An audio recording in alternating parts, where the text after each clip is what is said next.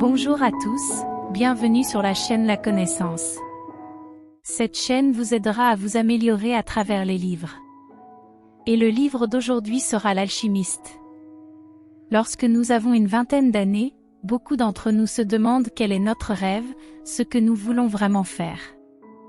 Puis vers la trentaine, nous nous posons à nouveau les mêmes questions. Suis-je sur la bonne voie? Si mon rêve de longue date ne s'est pas réalisé, dois-je me lancer maintenant? Si vous prenez environ 2 heures pour réfléchir sur ce livre, vous trouverez vos réponses. L'Alchimiste raconte l'histoire d'un jeune berger nommé Santiago. Pour réaliser son rêve, il n'a pas hésité à vendre tout son troupeau de moutons, surmontant de nombreuses difficultés pour trouver le trésor dans le désert.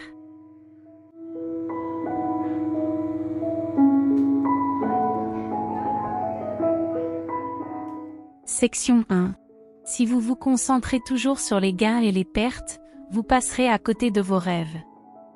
Santiago est né dans une famille ordinaire en Espagne. Dès sa naissance, ses parents voulaient qu'il devienne prêtre, alors ils l'ont envoyé dans un séminaire.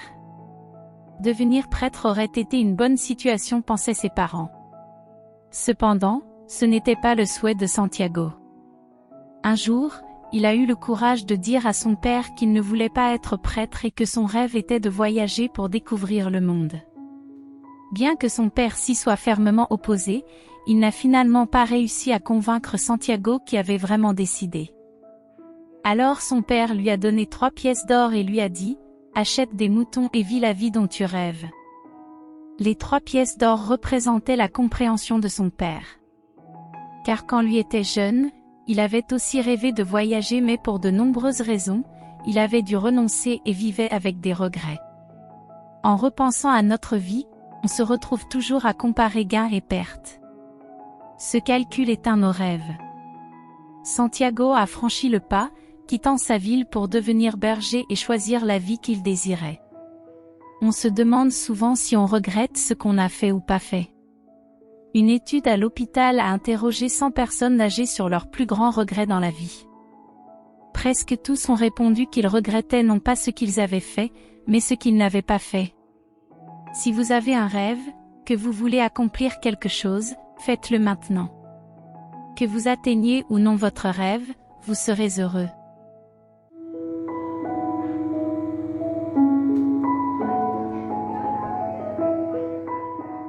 Section 2.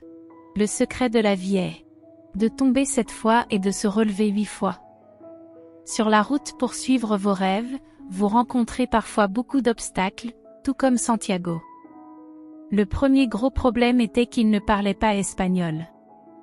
La deuxième chose était qu'il a rencontré un homme qui parlait espagnol, il pensait que c'était un vrai ami, mais finalement, ce type l'a arnaqué et lui a pris tout son argent. La veille, l'avenir semblait radieux. Maintenant il était fauché les poches vides dans une terre étrangère. Heureusement, il s'est souvenu des paroles du roi de Salem qui lui avait dit « Quand vous voulez quelque chose, l'univers entier conspire à vous aider à l'atteindre ». Ces mots lui ont donné une confiance et un courage étonnants. Le lendemain, il a fait ses bagages et a décidé d'errer dans les rues pour trouver ses propres opportunités. Steve Jobs, le fondateur d'Apple, a dit un jour « Parfois, la vie vous frappe à la tête avec une brique. Ne perdez pas la foi.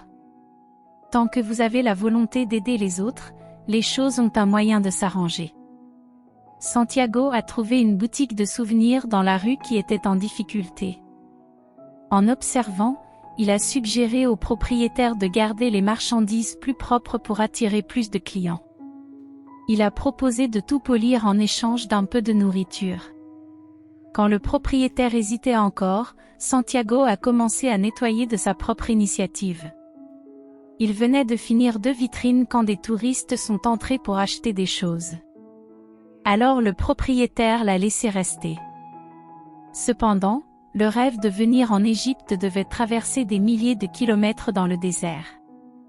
Il s'est rendu compte que quelques jours de travail ici ne rapportaient pas assez d'argent pour atteindre son objectif. En poursuivant nos rêves, il y a des moments où nous nous sentons désespérés, travaillant extrêmement dur mais constatant que nos rêves sont encore hors de portée. Santiago s'est senti écrasé mais a dû tenir bon dans la boutique de souvenirs. Un an plus tard, il avait gagné beaucoup d'argent grâce aux idées qu'il avait contribué pour améliorer l'entreprise. Si vous voulez vraiment quelque chose, toutes les difficultés et les barrières ne sont plus des injustices ou des tortures, mais des défis pour vous rendre plus fort.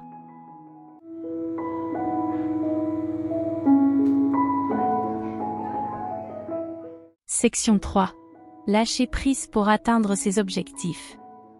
Maintenant, Santiago peut continuer à choisir de mener une riche vie d'homme d'affaires ou de partir à la poursuite de son rêve.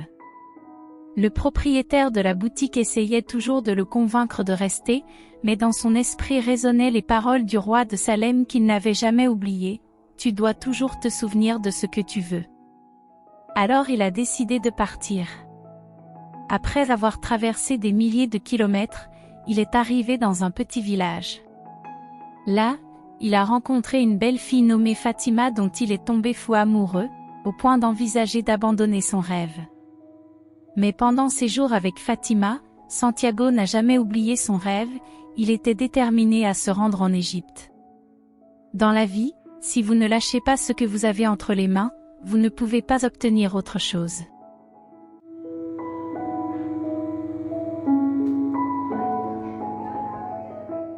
Section 4. Avoir le courage de faire de votre vie une bénédiction. Santiago a rencontré de grands défis en Égypte. Il s'est retrouvé dans une situation impossible, devant se transformer en vent en moins de 3 jours. Cela semblait impossible, mais il n'a pas perdu espoir, il a essayé de communiquer avec le soleil et le vent et a ressenti l'âme du monde et finalement, il s'est transformé en vent. Lorsqu'il est arrivé aux pyramides, non seulement il n'a pas trouvé le trésor, mais en plus il s'est fait voler tout son or et a été battu par des bandits. Cependant, grâce aux paroles des bandits, Santiago a compris que le trésor se trouvait dans sa ville natale. Il a réalisé que le véritable trésor était le voyage lui-même et toutes les leçons qu'il avait apprises. Vous voyez, sur la route de la poursuite des rêves, il y a toujours des joies, des bénédictions. Parfois, ils se réalisent, parfois non, mais à la fin si nous avons le courage d'aller jusqu'au bout du rêve, lorsque nous regardons en arrière, c'est le voyage le plus heureux. J'espère que vous trouverez le courage de faire de votre vie une bénédiction.